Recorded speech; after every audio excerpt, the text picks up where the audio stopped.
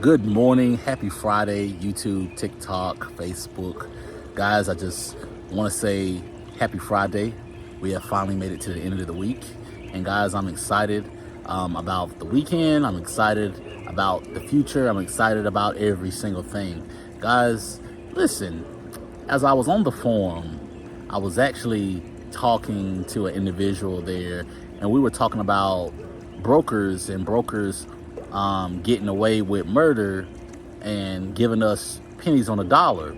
And a lot of people has expressed in the last, say, months and months, probably a year, that we as non-emergency medical transportation providers, we have to do an alliance, because what's happening is these brokers are out here ripping us off.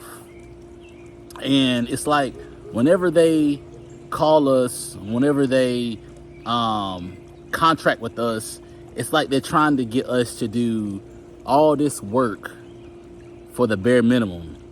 And a lot of times what's making the industry so bad is newcomers getting into the industry and newcomers taking on cheap rates.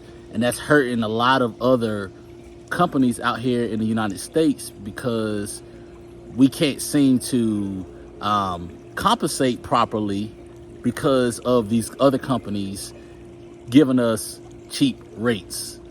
There are companies out there like major brokers like Motive Care, and there's major companies like Southeast Trans. I'm not knocking them or anything like that, but I'm gonna just give you some personal experience with them, with Motive Care. When Motive Care entered, before Motive Care entered the North Carolina realm, the state, it was much easier for us to really go to the county, the DHHS office, and contract directly to the vein of the source. What happened was, if you are Medicaid NC Tracks approved, you can just appear up to your local social service office and say, hey, my name is A to Z Transport, my name is Mickey Mouse Transport, and we have a Medicaid number, and we want to provide services. They'll draft up a contract, bam. Now you could transport and bill Medicaid and get authorization.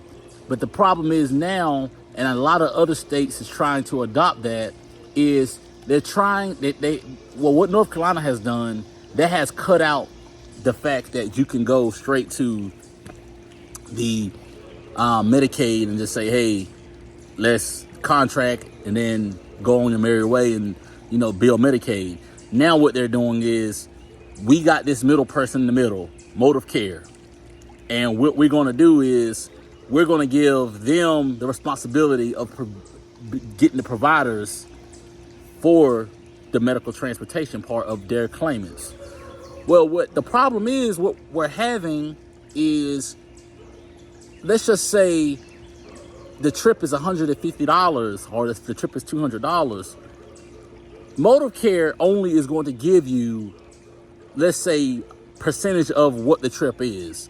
So a lot of times, if the trip is, like I said, $150 to $175 to $200, Motive Care is coming in trying to give these people $40 to $50.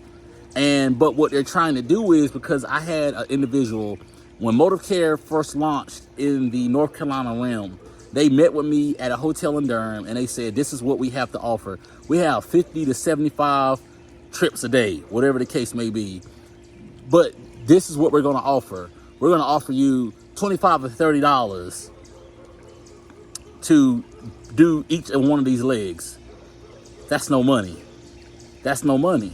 But on the thing about it is, whenever you have someone that is new to the game and they're excited and they're overzealous, they're going to take that because it sounds good.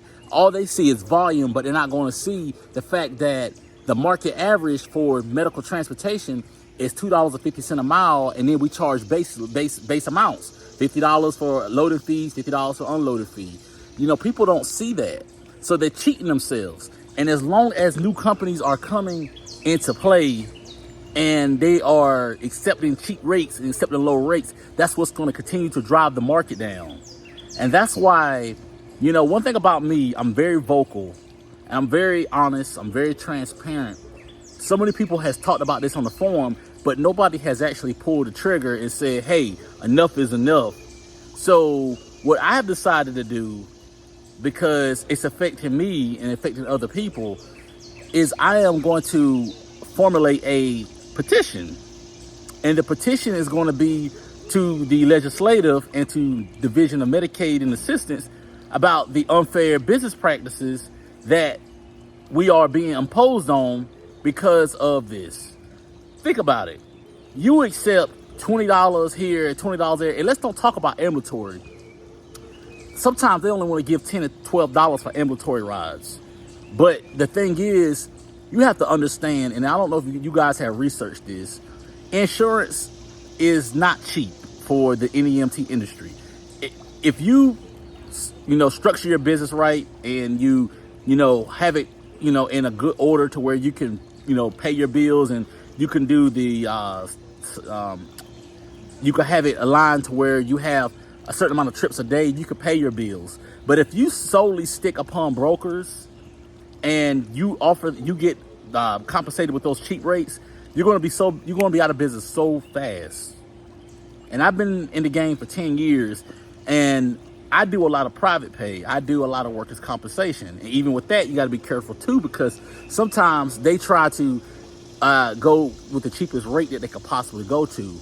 But the thing with Motive Care and a lot of these other big companies, you got to be careful, and you have to know. That's why I tell a lot of my mentees, before you sign any contract with anybody, you come to me and say, hey, is this a good rate? Because you may be shooting yourself in the foot and may not even know it. So that's why you have to be careful. Typically, I'm going to give you some insight on what I charge for a private pay transport. If I do 2 legs and I'm taking Miss Johnson to the doctor and I bring her back home, typically my rates is like $75 to $80 one way, $75 to $80 back. And then I'm charging $25, and I actually just went up my waiting fees to $35 an hour. So my question is, if you're going to make around $170 to $200 a trip, why are you accepting rates from these companies and you're shooting yourself in the foot? You got fuel, drivers, and fuel and drivers and insurance to pay for. If you continue to go off those cheap rates, you will be out of business. And I'm doing this video because I'm trying to help you, because I sincerely care. And it's a thing of I enjoy seeing people get into the industry, but I hate to see people shut their doors because of being taken advantage over. And this is what a lot of times what they do, they take advantage over. For instance, let's talk about the workers' compensation realm. The workers' compensation realm, they tend to contract you. They sign you up to become a provider. And when you are a provider, they'll say, give you your rates. So they have like a pool of companies. So whenever a trip comes out, they try to offer the trip to the company that charges the less, because that gives them more money in their pocket, the company to pocket, and to compensate. Now, if they call you and say, hey, I got to transport from here to Orlando, and let's just say say I'm going to charge $4,000, and they call everybody else and they can't seem to get a cheaper rate, but they know that $4,000 or $5,000 that you charge, they're not going to make any money off of it. They don't have a choice but to really deal with it. So that's why you have to know your worth in this industry. Don't be afraid to price your trips out, and don't be afraid to turn down trips when it doesn't make sense. Because I'd rather have a parked van to basically just be running tired to turning wheels on the road. The thing about the medical transportation industry is you can make it, you can survive it, you can do well in it, but you have to price your trips out right. I had one individual that said, contractor or brokers make you go broke. This is another NEMT guru. You can go broke if you don't price your trips out right, because everybody's always trying to keep money in their pockets. Ambulatory, when it comes down to ambulatory, it has been the worst I have ever seen in years, because what they're doing is they're trying to utilize Uber because Uber's charging $7 to $8 a transport. But the thing about it is, Uber is not going to go inside the house and not going to bring the mother out or the grandmother out, or they're not going to take you back to the door. It's just going to drop you off. Now, what if that person is blind?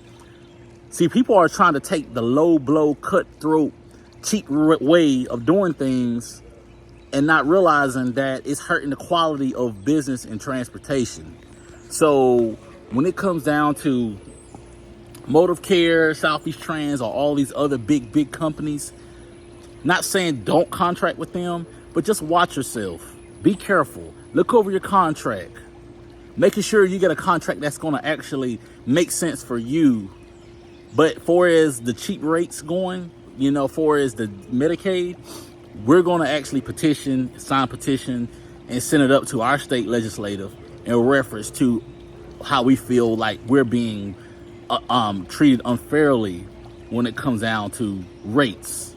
Because in reality, there's a lot of companies out there that thinking that, oh, I got a lot of business, I got transports, but they're really not making any money. And then they come to me and say, hey, I can't make it. I can't survive. I'm making basically no money because this is what they're charging. We got to renegotiate this thing, and then, they get a hard time whenever they try to go back and renegotiate their contracts.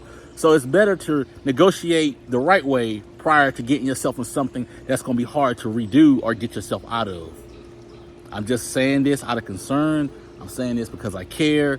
I love each and every one of you guys that's doing this transportation business, because this is my passion. This is my heart.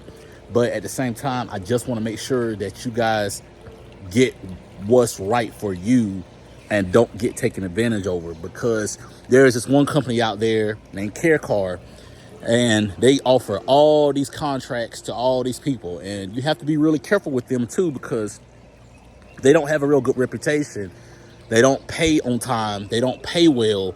But the thing was, they called me to bail them out of certain situations, and we did. We bailed them out of a lot of stuff, but we charged them our rates, our private pay rates. They paid it. But when it came down to contracting, they said, hey, we want you to contract with us. No, they want to give us trips for like $30, $45. My thing is, if you paid us privately, with my private rates, why can't you continue to pay my private rates? And another thing what I did was I took a credit card up front, because I don't want to be taken advantage over. They owe companies in this Raleigh-Durham market over $14,000 to $15,000 a company. And then when I kept continually telling them, like, look, we're going to have to continue this on a credit card basis, they don't want to deal with me, because a lot of them don't want to pay.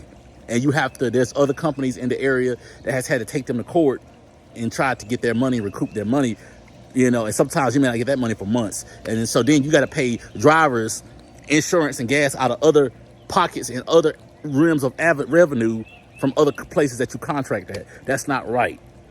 That is not right. Every place you contract should have its own budget. So I'm just saying, guys, I didn't mean to make anybody upset. I'm just speaking real, because it's real out here. Not discouraging anybody from getting into business. Get into business. Only thing I'm saying is be careful. Be careful. Get somebody that's experienced, not just saying me, but somebody that's like a veteran in the industry to recheck over your contract and make sure that the contract is legit and not bamboozling you. That's all I'm saying, guys. Guys, thank you so much. I appreciate you all. Thank you for all your support. Thank you for your love. Thank you for coming to me for mentoring. It means so much to me. Guys, until next time. And once again, happy Friday.